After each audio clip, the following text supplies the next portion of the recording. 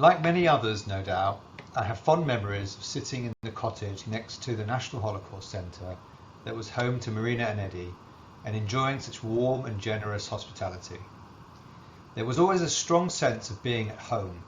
It just felt familiar, just as you would be having a cup of tea and a chat with your grandparents. Above all, I recall Marina's curiosity to get to know her guests. She was single-mindedly interested in hearing from them, their experiences, their reflections and their motivations.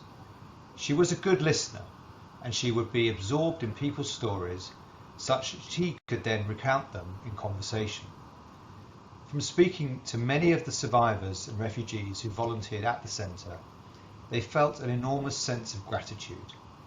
As well as establishing the physical place where they and their audience would visit, there was a feeling that they had been empowered by her drive to create the centre in their name.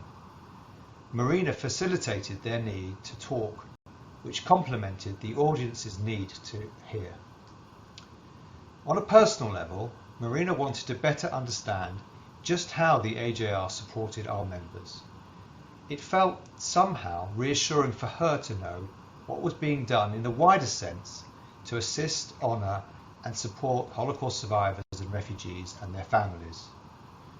So, although it's not quite possible to summarise Marina in only 3 words, I would go for visionary, for conceptualising and establishing a centre that has a special place in the hearts of so many people around the world, and altruistic, for giving so much of herself to others. My 3rd word is gemütlichkeit. Now, the translation of gemütlich is much debated, especially among the German-speaking Jewish refugees. Some describe it as cosy or comfortable, which certainly applies to the cottage, but gemütlichkeit itself means geniality or friendliness, and seems to perfectly encapsulate Marina, who touched the lives of so many people and who'll be rightly forever remembered with great fondness. The fact that it was somebody with a different faith to theirs, somebody who wasn't of that background, and somebody who was British, so that it was a country where they had come to and where they were rebuilding and settling their lives.